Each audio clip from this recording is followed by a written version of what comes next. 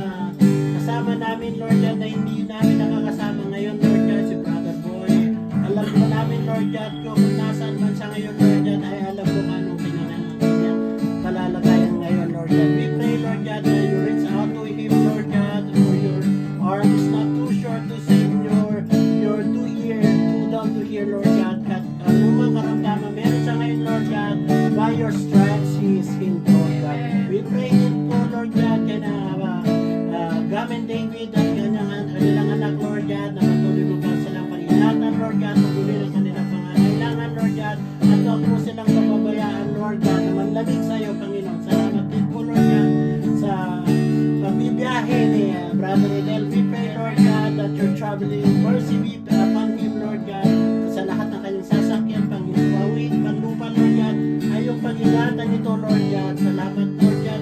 And we pray, Lord God, sa mga alam po namin na ina-acknowledge namin na alam po, Lord God, ang nangyayari sa aming bansang Pilipinas ngayon, Lord God.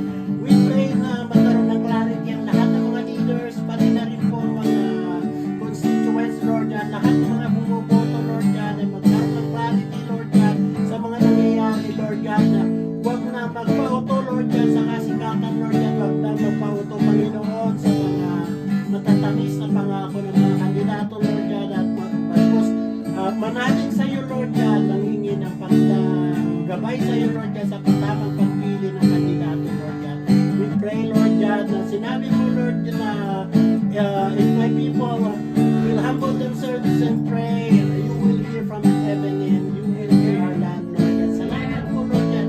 We pray, Lord God, sa lugar dito na ito, Lord God, sa Canada, Lord God, ang lahat ng mga namumuno dito, i-bless mo, Lord God, na magkaroon na po, Lord God, ng revival sa lugar na ito, Lord God, na magkaroon ng clarity ang mga namumuno, Lord God, lalong-lalo na ang immigration, Lord God, and tinataas po namin, Lord God, lahat ng immigration papers namin, Lord God, ay yung tutugunin, Panginoon. Salamat po, Lord God, and we pray, Lord God, na patuloy mong tugunin ang pangangailangan sa mga hayang ito, Lord God.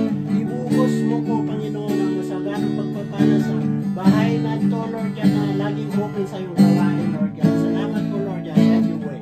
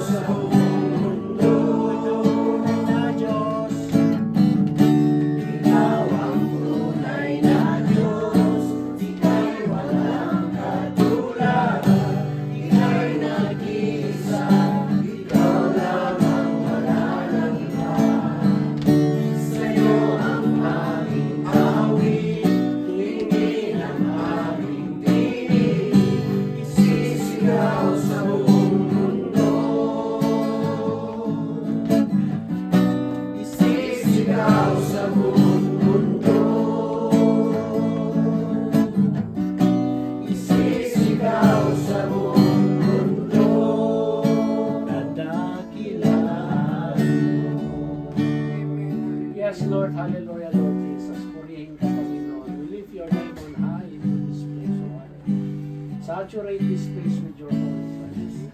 Father God, in the name of Jesus, thank you, Lord, for this evening, all that you've given us. Lord, we invite you, God, to freely move in our midst. So, hallelujah. Yes, so God, paunahan niyo po kami, Panginoon, dahil without you, Lord, we are absolutely nothing, Panginoon. Salamat, Panginoon, sa patuloy, Panginoon, na pagpapala, Panginoon, na parati mong ipinagkakaloob sa bawat isa sa amin, Panginoon. Salamat, Panginoon, sa guidance and protection na pinagkakaloob mo sa bawat isa sa amin. Lalo-lalo na kay Brother Dave, Panginoon, na involved siya ng accident last week, Panginoon. Maraming salamat, Panginoon. Lord, we pray, God, that you gonna continue, God, to be with us tonight, Panginoon. Yes, oh God, teach us, Lord, kung ano, Panginoon, ang message, Panginoon, na nais mo iparating sa bawat isa sa atin.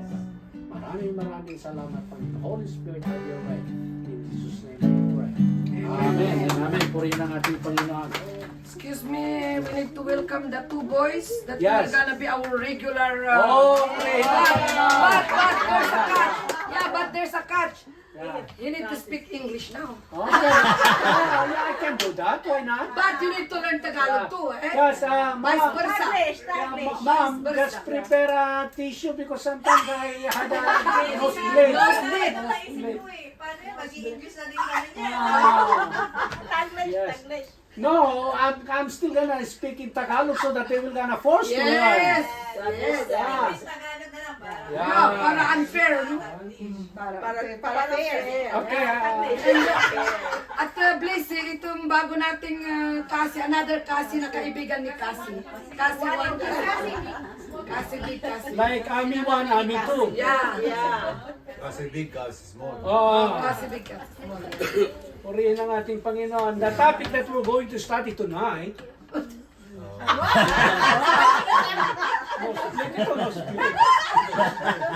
It's about the day of Pentecost. Ano yung, what is the day of Pentecost? Anyone who can guess? The day of Pentecost. Pentecost is a Greek word from Sister. Holy Ghost. Edna. Pentecost is a Greek word. Edna. Yeah, What does it mean I can't remember.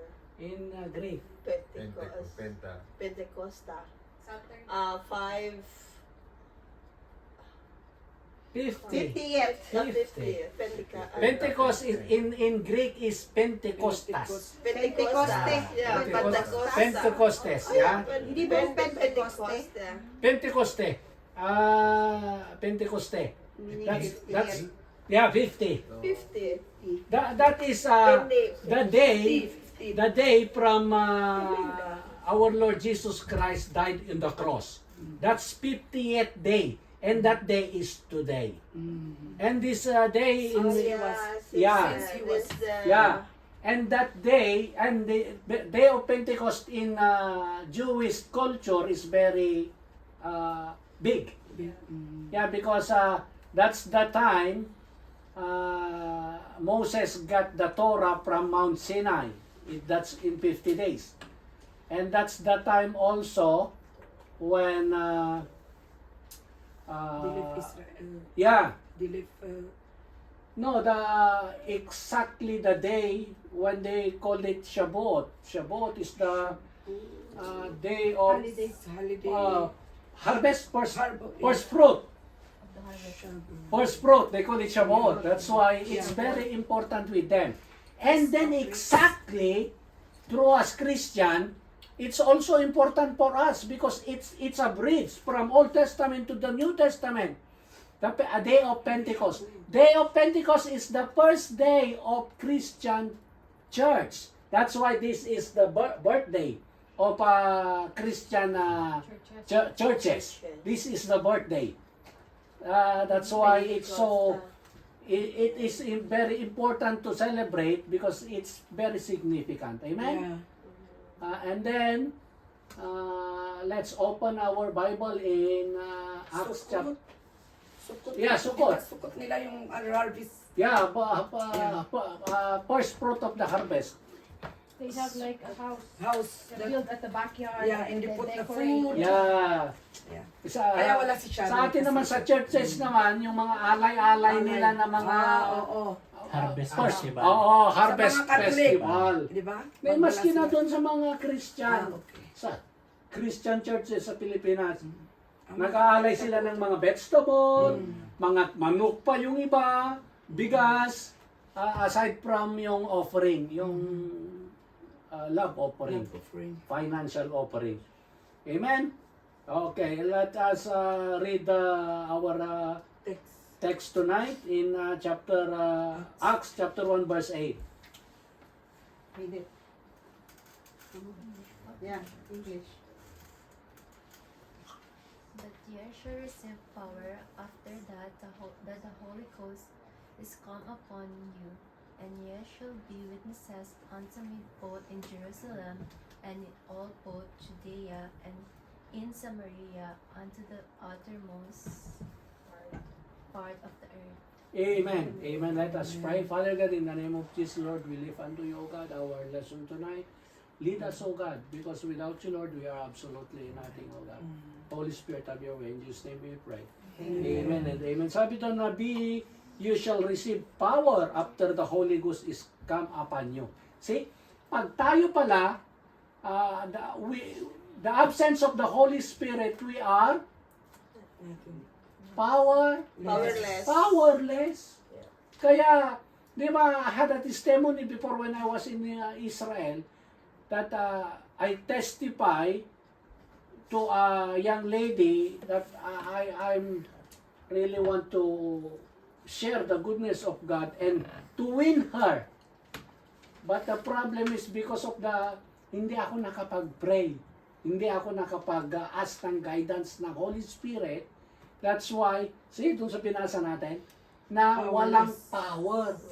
Instead na ma-win ko yung, ma-solwin ko yung sinisiran ko, para ko pa siyang na-offend. Kaya, yun yung patuto. That's the testimony na we need the Holy Spirit. Kasi sabi ni God's power kanina, sabi niya rito na, when the Holy Ghost upon you, you shall be witnesses unto me both in Jerusalem. See? Pag nasa sa atin na yung banal na Espiritu, siya na yung magli-lead sa atin, mga kapatid. Siya na yung mag-guide sa atin, siya na yung mangunguna sa atin. Na ma-amaze ka na lang na, bakit ko nagawa yun? Because of the Holy Spirit. Amen? But before we continue, believer ka na rin kasi? Tumanggap ka na? Born again ka na o hindi pa? Sa Philippines po. Nag-a-attend na kayo ng church. Anong church yung... purihin ng ating Panginoon at least, Christian. Kasi, baka mamaya nag-share tayo rito, kasi, ang pinag-uusapan kasi rito is about spiritual food. We're not talking about denomination, but it's a spiritual food. Kasi sabi niya doon sa Luke chapter 4 verse 4, man shall not live by bread alone, but by the word that comes from the mouth of God. Ang tao raw sa Tagalog ay hindi nabubuhay, hello, Amen. ang tao raw ay hindi nabubuhay sa tinapay lamang, kundi sa mga salita na lumalabas sa salita ng Panginoon. Amen? Kaya ang pinag-uusapan natin dito kasi is about the Word of God to sustain our spiritual need.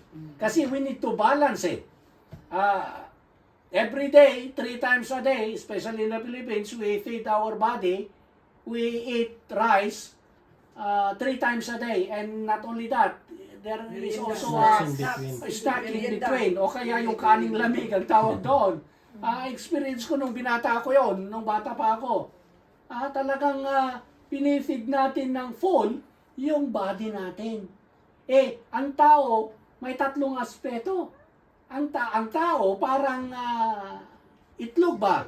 Ang itlog is may Shell. yolk, may shell at saka Egg yolk. May white. May white. May white. Egg yun. Ang tao naman, may body, spirit, and soul. Yung sinasabi ko na pinifeed natin ng 3 times a day is that's the body. The physical. And yung soul naman and spirit, they're not the same. Ang soul is yung intellectual natin. Ito yung psychology natin. Ito yung reasoning natin. Ito yung thinking natin na pag nag-aaral tayo, ang na-feed is yung soul natin. Dahil natututo tayo. Amen? And the Spirit that's the only one who can connect to the Father because God is Spirit. Amen? That's why when you pray, without the guidance of the Holy Spirit, parang hindi naririnig ng God. Why? Because our prayer is not guided with the Holy Spirit.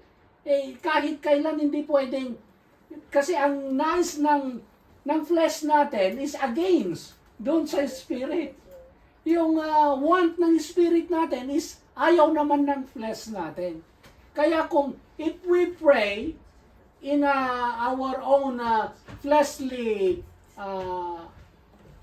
capacity, baka hindi ito marinig ng God. Why? Because He's a Spirit. That's why we need to pray in Spirit and in truth. Amen? Purihin ang ating Panginoon. At pagpatuloy natin, anong sabi niya doon? Na once you receive the Holy Spirit, you will be my witness. Mayroon na tayong kakayanan na mag-witness. Alam niyo ba na ang isang pinakamabisang way to share the gospel is not through talking. We should demonstrate. Kasi ang tao ang tao observer. Kung ano yung nakikita niya, doon kanya nakikilala through your action. Yeah? Pero kung salita na tayo ng salita, wala naman tayo sa gawa. Yeah? Para tayong gong down na Empty na lata. Empty na lata na pag in-strike mo is matunog. Para tayong shallow na water na ang shallow na water maingay. Pero yung silent na water, that's sign of malalim. Amen? Purihin ang ating Panginoon. Kaya yung action natin is speak louder than words. Kaya yung sabi niya rito na when you receive the Holy Spirit, bibigyan niya tayo ng power. Sabi niya, supernatural power, and you shall be a witness, sabi niya. Magtitestify tayo through our action. Dahil yun ang, kasi sasabihin ng kung sa pamilya nyo, nakikita nila, bakit may kakaiba sa taong ito? Di ba? Nakikita nila na napapag-aralan nila yung action natin. Kesa dun sa we keep on talking and wala napapasok dito, lumalabas lang dito. Pero pag nakikita nila na napaka buti mong tao, napaka matulungin mong tao, napaka generous mong tao, may kakaiba sa taong ito. That is a testimony. Iyon yung tawag nito, effective na testimony, mga kapatid, through our action. Amen? Purihin ang ating Panginoon. Hindi lang yon, sabi niya, you will become witness unto me both in Jerusalem, In all Judea. in all Judea and in Samaria, and unto the uttermost part of the earth. Magiging witness daw tayo sa neighbor natin. Sa Jerusalem, sabi niya, kasi nung sa context nito, nasa Jerusalem sila. Ang Jerusalem, nasa malapit sila sa Jerusalem. Kaya ang sabi dito na magiging witness ka sa kapitbahay mo kung saan yung malapit sa'yo. Sino ba yung malapit sa'yo? Yung mga mahal mo sa buhay. Yung pamilya mo. Diba? I-share mo yung goodness of God. Hindi lang doon. Sa Judea, sa mga katrabaho mo.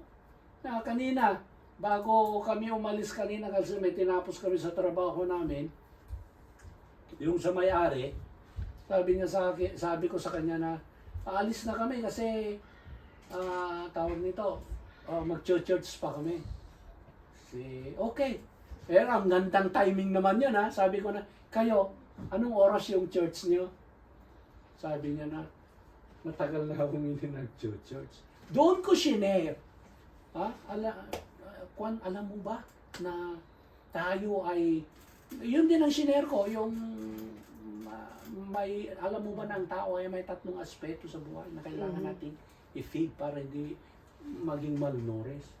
O di shinare ko sa kanya, even in short period of time, at least nagkaroon ako ng way to testify the goodness of God.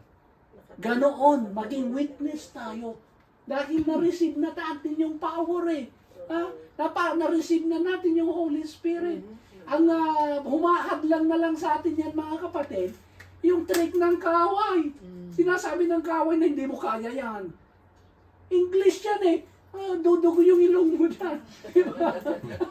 Hindi mo kaya siran yan. No!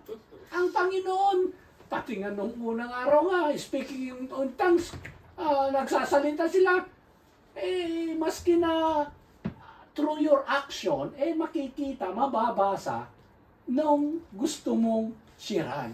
Amen? Sinisiran mo na, alam mo kapatid, napakabuti ng Panginoon. Pero ikaw naman, yung action mo iba. Maniniwala ba siya? Hindi. Maski naman hindi ka magsalita, pero nakikita nila yung action mo. Action is speak louder than words, mga kapatid. Amen? Purihin ang ating Panginoon. And then, ano pa yung text na ginamit ni Juan? Sa Acts 2, 1 to Yeah. 10.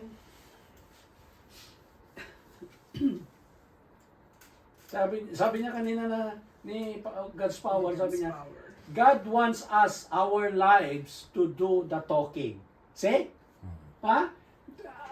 Ang nais daw ng Panginoon na yung buhay natin, yung hayaan natin siya ang magsalita. Dahil kung ano yung nakikita ng tao, yun yung makikilala ka sa nakikita ng tao. Amen?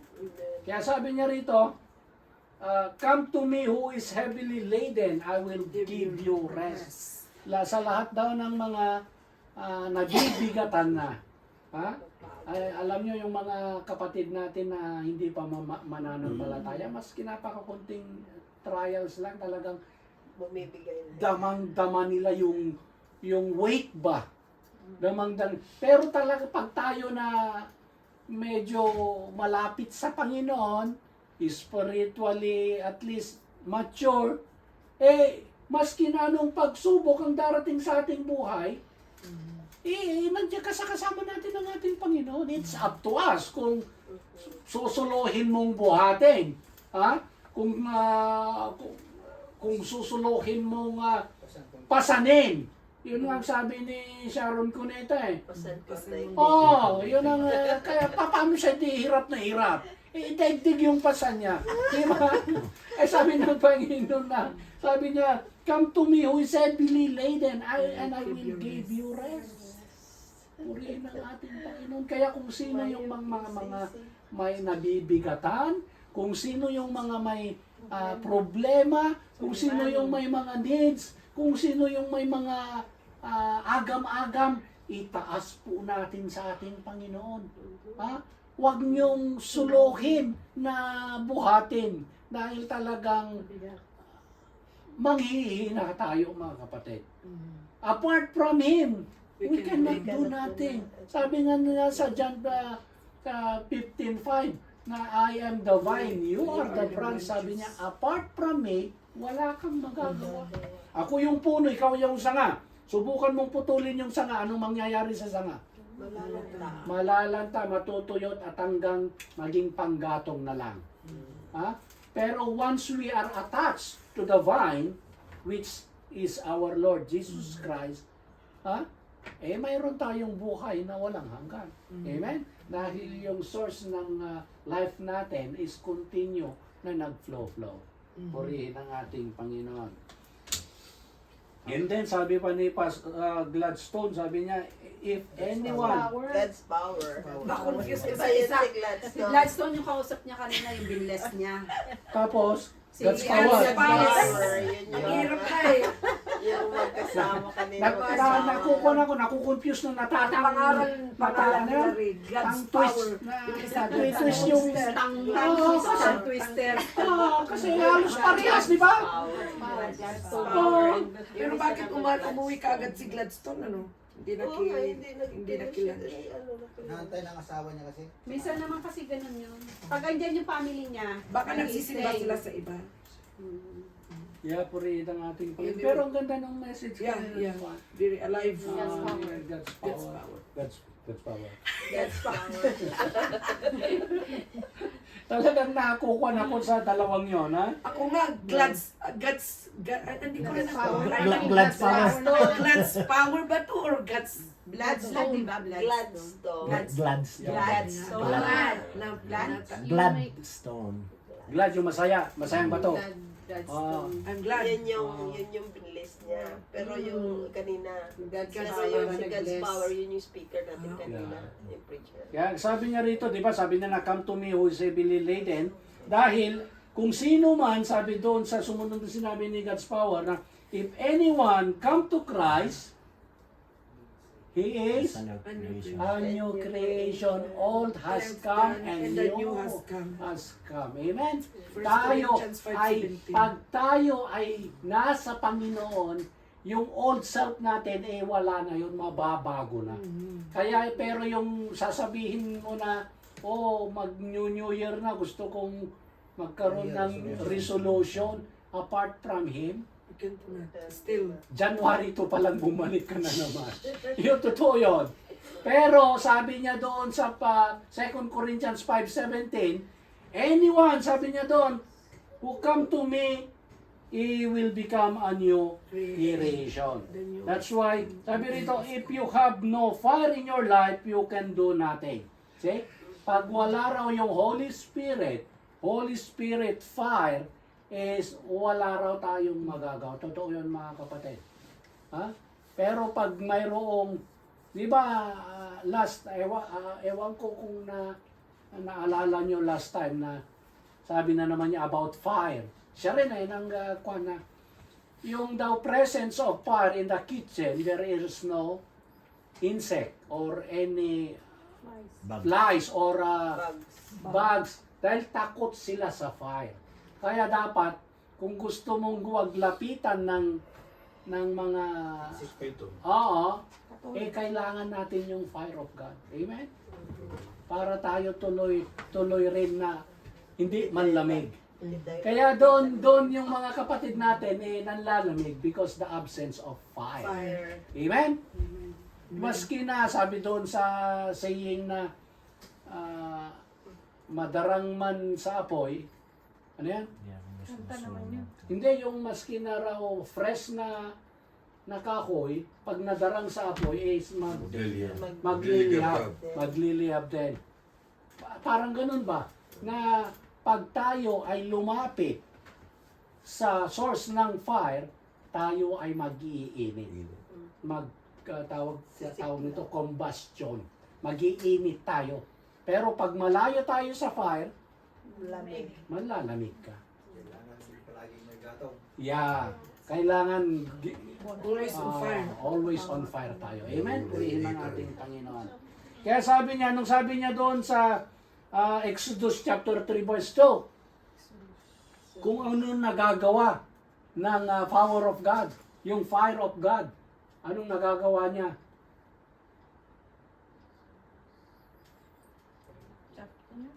Exodus chapter 3 and 2. Ito yung And the angel of the Lord. the Moses. Yeah. Yeah. Flames of fire from within the bush. Moses saw that through the bush was on fire, it did not burn up. Amen. Purihin ang ating Panginoon. Sabi ni God's power, God's power. God's power, sabi ni God's power, sabi niya na pag tayo raw, si Moses, si Moses timid siya eh. Hindi siya magpagsalita kasi nagtatater siya. Ganun ang salita niya. Kaya nung inutusan siya ng God na i-deliver yung mga Israelites, hindi naman ako magaling magsalita dahil nga nagtatater siya. Pero binago siya ng fire. See? Nung nakita na ni Moses yung nag-aapoy na bushes na hindi naman nakukonsume, na-transform si Moses from the spirit of stutter and timid, naging deliverer siya ng mga Israel. Ganon yung gamit ng fire. Pag tayo ay lumapit sa Panginoon, there is no way na hindi ka magkakaroon ng changes.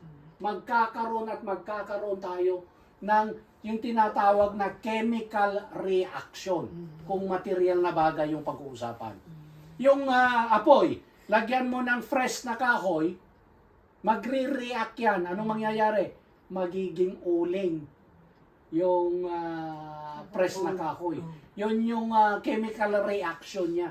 Ganon din tayo spiritually, mga kapatid. If we continue to get close to the source of fire, there is, maski na sabihin natin na, maski na, kaya nga sabi sa salita ng Panginoon na every tongue confess, every knee, maski na gaano katigas yung knee mo, magbabaw ka sa Panginoon because of the power of God. Amen? Yeah? Yun yung i-change ka niya from step na neck, step knee to bow. At lahat ng tongue is going to confess that He is the Son of God. Amen? Purihin ang ating Panginoon. And then, anong sabi ni, ayoko nang sabihin ng pangalan. Speaker ka mo na lang. Sabi ng speaker, sabi niya, sa Hebrews 12:20, anong sabi niya doon? Dahil ang Diyos ay, Consuming fire. ang ating Panginoon is a consuming fire. Kaya pag lumapit tayo, lahat ng hindi ka nais-nais sa atin is makukonsume ng init ng Panginoon. Kaya nga tayo mababago eh. Magiging new creation ka, mga kapatid, na yung luma mong pagkatao, mawawala na at mababago ka, magkakaroon ka ng new na identity. Yan ang hindi maunawaan minsan ng mga, kaya tinanong ko si Cassie kanina na kasi kung galing ka fresh from Catholic, talagang mahihilo ka na paano ka magiging new creation, di ba? Pero dahil sa nagsisimba naman na pala sila sa Baptist, at least mayroon ng idea kasi. Amen? Purihin ang ating Panginoon. At anong sabi niya doon sa Zechariah chapter 4 verse 6? Pakibasa, mga kapatid. Then he answered and spake unto me, saying, This is the word of the Lord unto Zerubbabel, saying, Not by might nor by power, but by my spirit, saith the Lord of hosts. Amen, purihin ang ating Panginoon. Hindi sa aking kakayahan sa Tagalog namin. Nung magkagayoy, siya'y sumagot at nagsalita sa akin na nagsasabi, ito ang salita ng Panginoon kay Zorobabel na sinasabi, hindi sa pamamagitan ng kalakasan ni ng kapangyarihan, kundi sa pamamagitan ng aking espiritu, sabi ng Panginoon ng mga hukbo. Amen, amen. Ang magpapabago sa atin, hindi yung ating kakayanan, hindi yung ability natin, hindi yung kagalingan natin, kundi ang espiritu ng ating Panginoon. Siya yung magpapabago sa atin, mga kapatid. Amen? Purihin ang ating Panginoon. Basta na, maski na hindi ka resolution yearly, basta lumapit tayo sa Panginoon, talagang babaguhin niya tayo. Amen? Amen. Dahil sabi sa binasa natin kanina sa Zechariah 4:6 na Hebrew chapter 12 verse 29 na He is a consuming fire. Kaya lahat ng nais natin na matanggal sa old sinful natin, ilapit natin sa ating Panginoon. He will gonna burn it for us. Amen? Purihin ang ating Panginoon. Kagaya ni Moses, i-change kanya talaga. Purihin ang ating Panginoon. At doon